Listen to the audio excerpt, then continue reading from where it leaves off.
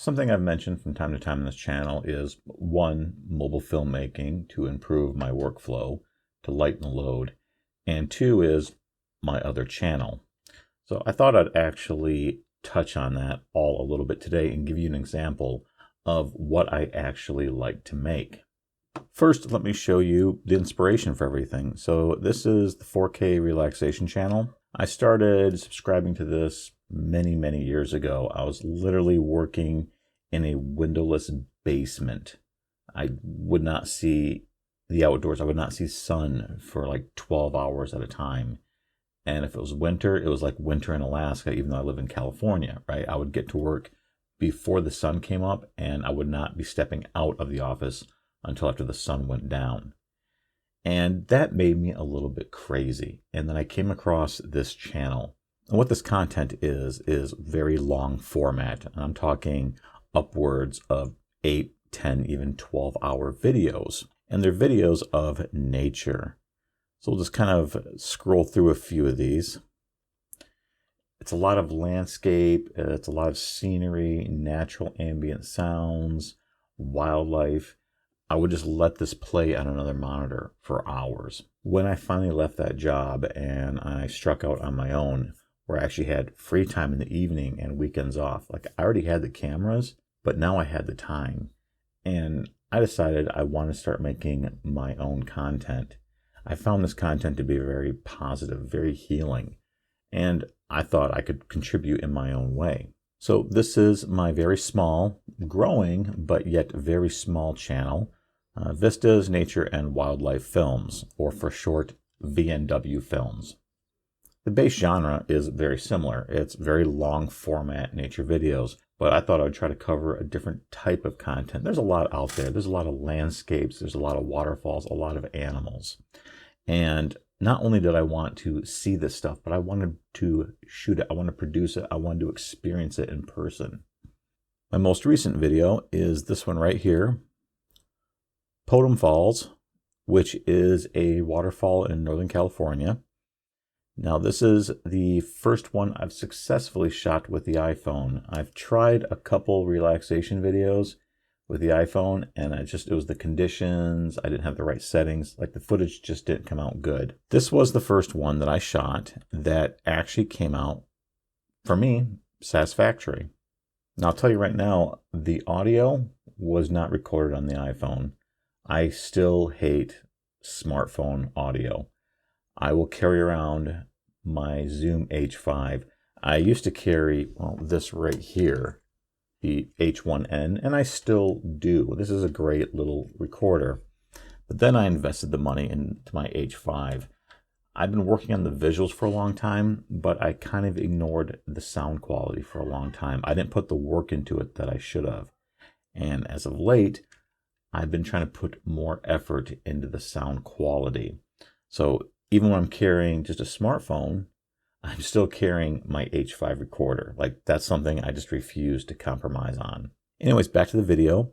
This is Potem Falls. I shot this from several vantage points.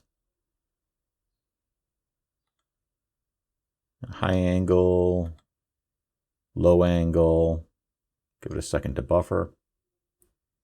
I was fairly happy with the image quality. I still prefer my Lumix cameras, but this was one of those days where I had a full car. I had the family with me, I had to travel light, and I had to make a sacrifice, so I just carried the iPhone.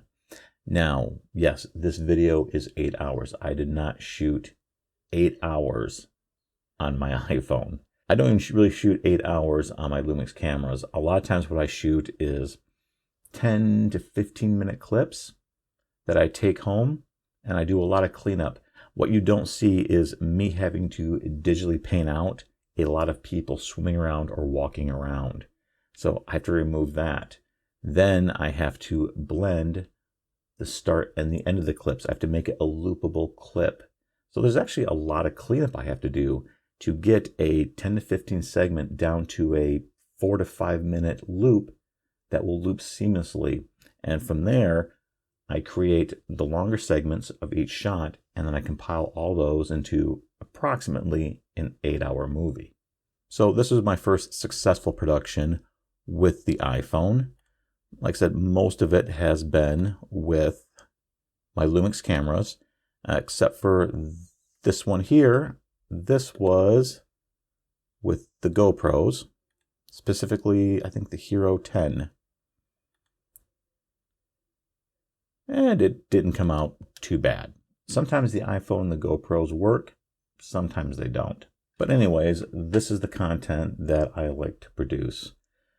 There's a lot of great content on YouTube. There's also, and I don't think anyone can really argue with me on this, a lot of shit content, a lot of negative, trash talking streamer content. So I don't really feel the need to contribute to that genre. Making this content, it's not only for me. I mean, I started for me. Like, I just wanted to shoot my own content and have something that I could watch when I was working and remember how it was being there. But then there's people like my old man. He will never see most of these places because some of these places involve, well, hiking involves physical activity to get to, and he's old and doesn't move that well anymore. And so a lot of elderly people, and I've looked at my analytics, there's a lot of elderly people who enjoy this content because the only way they can experience it is virtually through videos like this. Also, there's a couple people that have sent me messages that are veterans suffering from PTSD, anxiety issues, and they've told me that my content and content like mine really helps them deal with the stress throughout the day. One guy was saying he will just play it on a TV in his garage when he's working on his motorcycles.